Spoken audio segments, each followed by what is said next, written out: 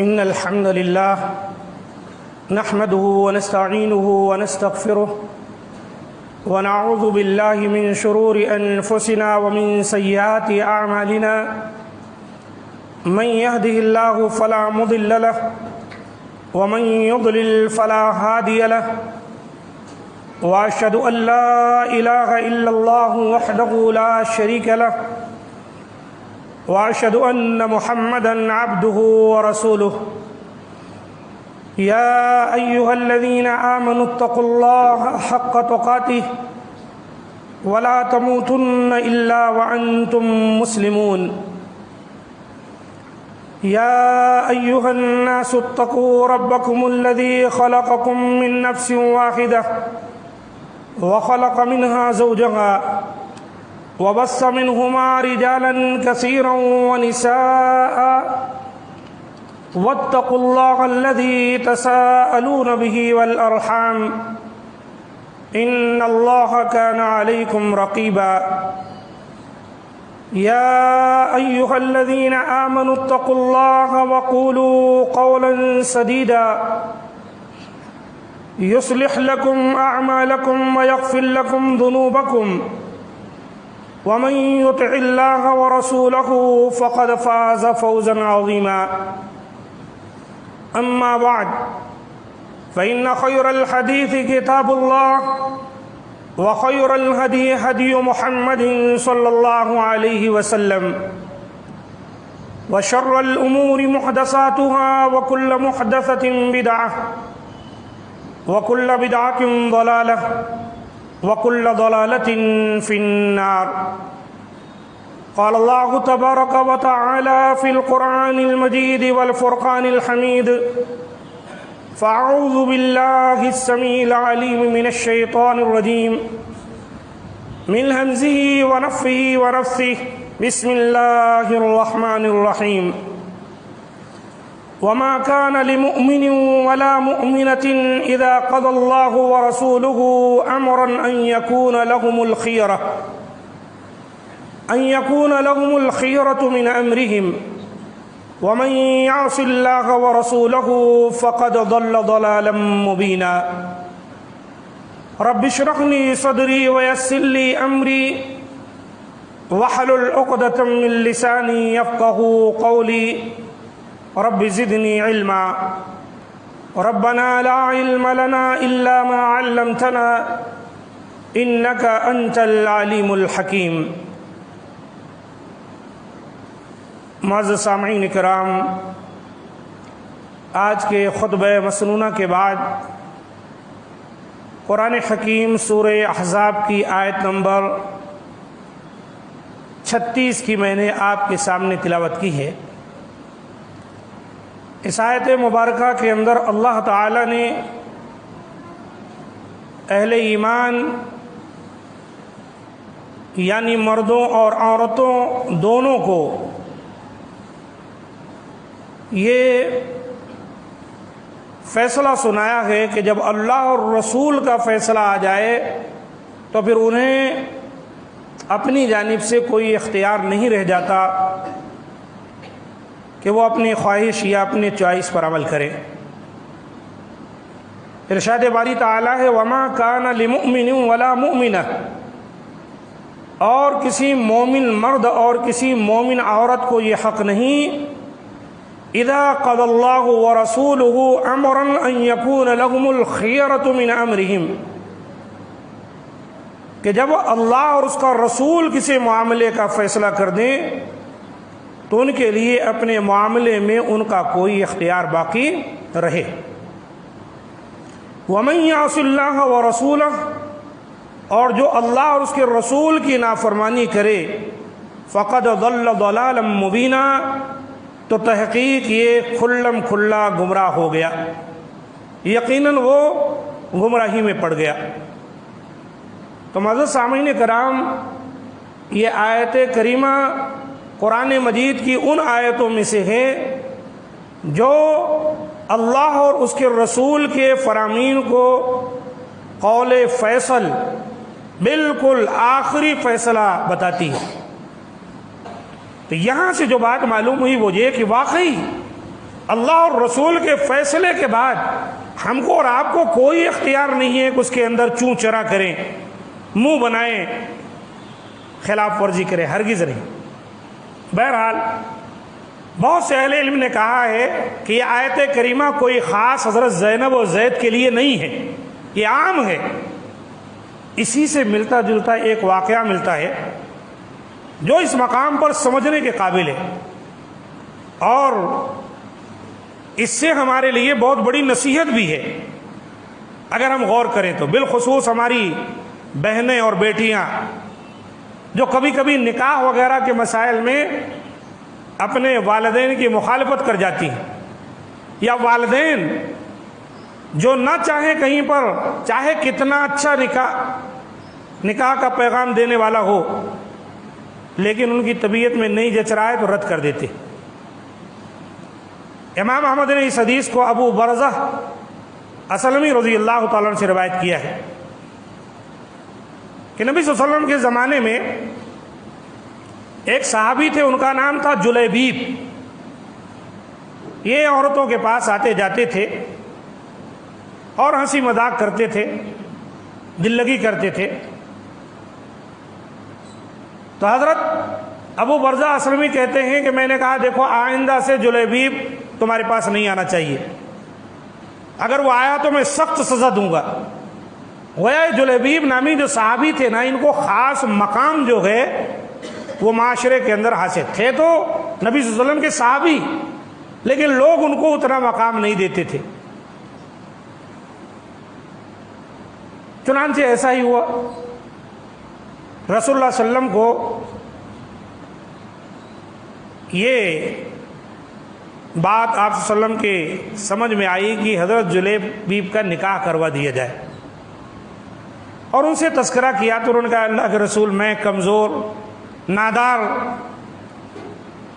ہماری کیا وقت ہے کہ کوئی اپنی بیٹی ہمیں دے۔ آپ صلی اللہ علیہ وسلم نے ایک رشتہ بھیجا۔ وہاں پر انصار کی عادت تھی کہ وہ جب تک چاہے کنواری ہو، بیوہ ہو، مطلقہ کوئی بھی عورت ہو، جب تک نبی صلی اللہ علیہ وسلم کے علم میں نہیں لاتے تھے تب تک نکاح نہیں کرتے تھے۔ ان کا مقصد کیا ہوتا تھا؟ ہو سکتا ہے ہمارے نبی کو ہماری بیٹی اور بہن کی ضرورت ہو اور آپ نکاح کر لیں تب تو میرا مقام ہی بڑھ جائے گا کہ ہم نبی صلی اللہ علیہ وآلہ وسلم کو داماد بنانے میں کامیاب ہو جائے۔ ایسا ہی ہوا، آپ صلی اللہ علیہ وسلم نے ایک خاندان میں ایک لڑکی تھی، اس کو پیغام بھیجایا۔ پیغامبر وہاں پہنچا، بعض روایتوں میں آتا ہے خود جو ہے حضرت جلیبیب ہی گئے، اور انہوں نے وہی کہا جیسے اللہ کے رسول نے کہا تھا۔ کہا کہ نبی کریم صلی اللہ علیہ وسلم نے مجھے بھیجا ہے اور کہا ہے زوجنی ابنتک، کہ تم اپنی بیٹی کا نکاح مجھ سے کر دو۔ یہ بات کیا ہے کہ سمجھنے والا یہ سمجھا کہ نبی صلی اللہ علیہ وسلم نے بھیجا ہے کہ اپنی بیٹی کا نکاح نبی صلی اللہ علیہ وسلم سے کر دو۔ اس نے کہا بالکل، لیکن جب بعد میں پتہ چلا کہ نبی صلی اللہ علیہ وسلم نہیں بلکہ حضرت جلیبیب سے نکاح کے لیے اللہ کے رسول نے رشتہ مانگا ہے، کہا اس نے انی لست اریدھا لنفسی، اللہ کے رسول نے فرمایا کہ میں اپنے لیے تمہاری بیٹی کا رشتہ نہیں مانگ رہا ہوں۔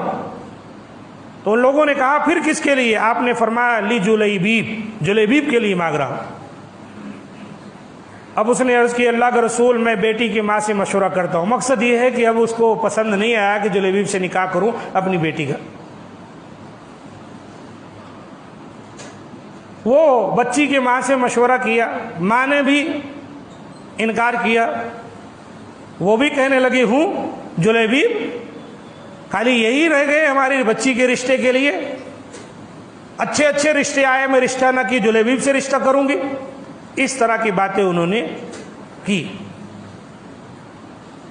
حدیث میں آتا ہے کہ جب یہ گفتگو ہو رہی تھی ماں اور باپ کی گھر کے اندر، تو یہ لڑکی جس کے لیے آپ نے پیغام بھیجا تھا، یہ لڑکی باتیں سن رہی تھی۔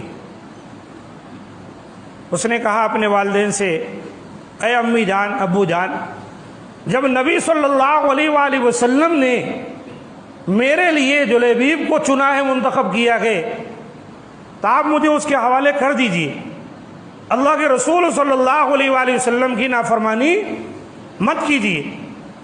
جب یہ بات سنے والدین تو ان کو بھی خیال آیا کہ نبی صلی اللہ علیہ وسلم نے رشتہ مانگا ہے جلیبیب کے لیے، بھلا ہم کیسے انکار کر سکتے ہیں؟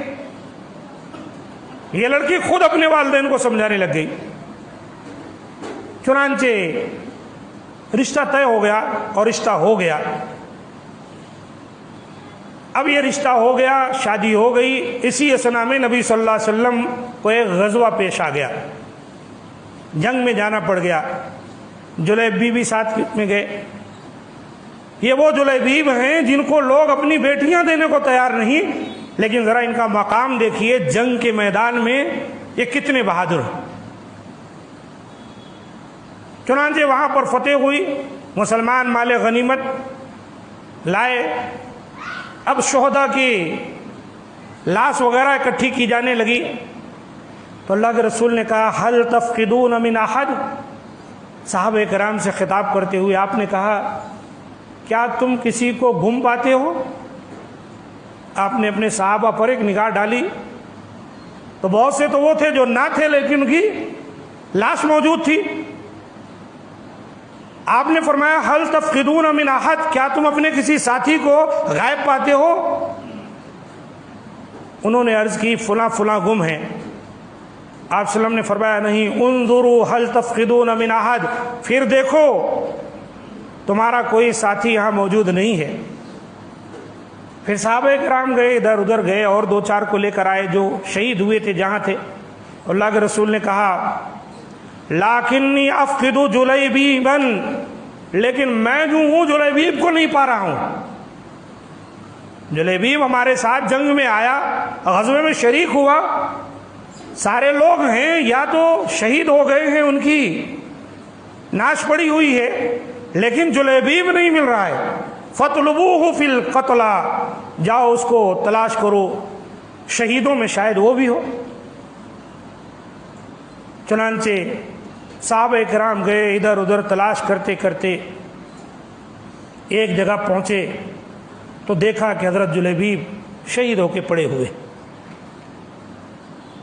اللہ کے رسول صلی اللہ علیہ وسلم کو بتایا گیا، آپ تشریف لائے اور فرمایا قتل سبعۃ وقتلوہ، حضرت جلیبیب کی بہادری دیکھیے، 7 کافروں نے ان سے مقابلہ کیا، انہوں نے 7 کو قتل کر دیا اور اس کے بعد وہ شہید ہوئے۔ ایک شخص جس کو معاشرے میں یہ مقام ہے کہ کوئی اپنی بیٹی دینے کو تیار نہیں، لیکن اللہ کے ہاں کتنا بڑا مقام ہے، اکیلے اس نے 7 لوگوں کو قتل کیا اور پھر خود شہید ہو گئے۔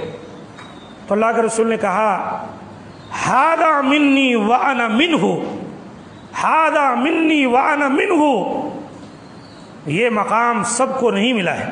اللہ کے رسول نے کہا یہ جلیبیب یہ مجھ سے ہے اور میں اس سے ہوں، یہ مجھ سے ہے اور میں یہ اس سے ہوں۔ یہ بات آپ نے 3 مرتبہ فرمائی۔ پھر رسول اللہ علیہ وسلم نے اپنے بازیوں پر اٹھا لیا۔ اب دفن کا معاملہ آیا۔ یہ ایک واحد صحابی ہیں کہ جب ان کی قبر کھودی جانے لگی تو اللہ کے رسول نے ان کو اپنے گود میں ہاتھوں میں اٹھا لیا، اور جب تک قبر کھودی گئی تب تک آپ اپنے ہاتھ میں لیے کھڑے رہے ان کو۔ چنانچہ جب قبر تیار ہو گئی تو آپ کو لٹا دیا گیا اور دفن کر دیا گیا۔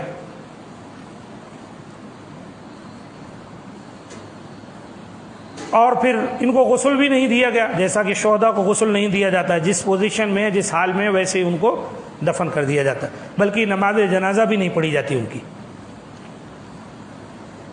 آپ صلی اللہ علیہ وسلم نے اس طرح سے حضرت جلیبیب کا مقام بتایا۔ اب آپ دیکھیے، اس پر غور کیجئے، اسحاق بن عبداللہ بن ابو طلحہ نے ثابت سے بیان کیا ہے، کیا تم جانتے ہو کہ رسول اللہ صلی اللہ علیہ وسلم نے اس عورت کے لیے کیا دعا فرمائی تھی؟ یہ مسئلہ ہے کہ وہ خاتون جس کے والدین تیار نہیں تھے نکاح کے لیے اور خود کھڑی ہو کر کہتی ہے اماں ابا اگر اللہ کے رسول نے میرے لیے جلیبیب کو چنا ہے تو مجھے اس کے حوالے کر دیجیے۔ تو کہتے ہیں تم جانتے ہو کہ اللہ کے رسول نے اس خاتون کے لیے کیا دعا فرمائی تھی؟ یہ دعا ہی کا اثر تھا کہ جلیبیب کی وفات کے بعد، شہادت کے بعد اتنے پیغام اس عورت کو آئے، اتنے پیغام آئے کہ وہاں پر کسی خاتون کو اتنے پیغام شادی کے لیے نہیں موصول ہوئے تھے۔ اللہ کے رسول نے دعا اس خاتون کے لیے کی تھی، اللہم صب علیہ الخیر صبا ولا تجعل عیشہا کدن کدا، اے اللہ اس پر خیر و بھلائی کی بارش نازل فرما دے اور اس کی زندگی کو مقدر نہ بنانا، یعنی اس کی زندگی کو مسائل اور مشکلوں سے بھری ہوئی نہ بنانا۔ یہ اللہ کے رسول صلی اللہ علیہ وسلم کی دعا تھی۔ جلیبیب کی شہادت کے بعد بھی اس خاتون کو بہت اونچا مقام تھا مدینہ کے اندر۔ اللہ اکبر۔ اور اللہ تعالیٰ نے دعا قبول کی، اور انصار میں ایسی اور کوئی عورت نہ تھی جس کو اس سے زیادہ پیغام دینے والے رہے ہوں۔ اس حدیث کو امام احمد نے روایت کیا، اور اسی طرح یہ حدیث مسلم میں بھی آئی ہے اور نسائی میں بھی آئی ہے۔ جو سمجھنے کی بات ہے وہ یہ کہ اللہ اور رسول کا جب حکم آ جائے تو ہم لوگوں کو قیل و قال نہیں کرنا چاہیے اور کسی مسئلے کو نہ دیکھیں۔ آج ہمارا معاشرہ ہے، ہمارے معاشرے میں بھی شادی بیاہ ہوتا ہی ہے۔ اللہ کے رسول نے کہا اذا خطب الیکم من ترضون دینہ وخلقہ فزوجوہ، جب تمہاری لڑکی کے لیے، غیر شادی شدہ بہن کے لیے، یا تمہاری سرپرستی میں جو خواتین ہیں ان کی شادی ہونی ہے، تم ان کا نکاح جب کوئی دیندار اچھے اخلاق کا شخص پیغام دے تو کر دو۔ جس کے دین اور اخلاق سے تم راضی ہو نکاح کر دو۔ اللہ تفعلوا، اگر تم نے ایسا نہ کیا، تکن فتنۃ فی الارض وفساد عریض، تو زمین میں بہت بڑا فتنہ اور فساد برپا ہو جائے گا۔ ہم کو اور آپ کو دینداری اور اخلاق دیکھنا ہے، یہی دو چیز ہے جو سب سے بڑی اہم ہے۔ اس لیے اللہ کے رسول نے فرمایا خیارکم وخیارکم لنسائہم، تم میں سب سے بہتر وہ لوگ ہیں جو اپنے بیویوں کے لیے بہتر ہو۔ اکمل المؤمنین ایمانا احسنہم اخلاقا، ایمان کے لحاظ سے کامل مومن وہ ہیں جس کے اخلاق اچھے ہوں۔ اور ادھر لڑکی کے لیے بھی نبی صلی اللہ علیہ وسلم نے جو بات بیان کی وہ بھی سمجھنے کی ہے۔ آپ نے فرمایا عورتوں کا نکاح 4 باتوں کی وجہ سے ہوتا ہے، اس کی خوبصورتی، اس کا مال، اور اس کا خاندان، حسب و نسب، اور اس کی دینداری۔ یہ 4 باتیں اللہ کے رسول نے فرمائی۔ جب دینداری کا تذکرہ آپ نے فرمایا فاظفر بذات الدین تربت یداک، جو دیندار خاتون ہے اس سے نکاح کر لے تو، ورنہ پھر تو ناکام ہو جائے گا۔ دینداری کو سب سے زیادہ اہمیت دی جائے۔ ایک حدیث میں آپ نے فرمایا الدنیا متاع وخیر متاع الدنیا المرأة الصالحہ، یہ دنیا پوجی ہے۔ جیسے لاکر میں، تجوری میں ہم لوگ اپنی قیمتی اشیاء، سونا ہے، چاندی ہے، زیورات ہے، پیسے روپے رکھتے ہیں، اللہ کے رسول نے کہا ایک خاتون جو نیک ہے نا وہ ایک پوجی ہے۔ وخیر متاع الدنیا المرأة الصالحہ، دنیا میں تمام پوجیوں میں، تمام تجوریوں میں رکھی والی چیزوں سے سب سے زیادہ قیمتی اگر کوئی چیز ہے تو وہ نیک عورت ہے۔ کتنا بڑا مقام اللہ کے رسول نے دیا۔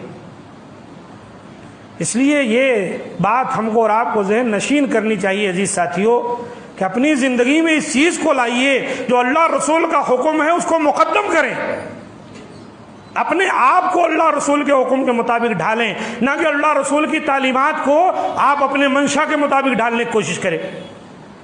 قرآن کہتا ہے یا ایھا الذین آمنوا لا تقدموا بین یدی اللہ ورسولہ، اے مسلمانوں خبردار تم اللہ اور اس کے رسول سے آگے نہ بڑھو۔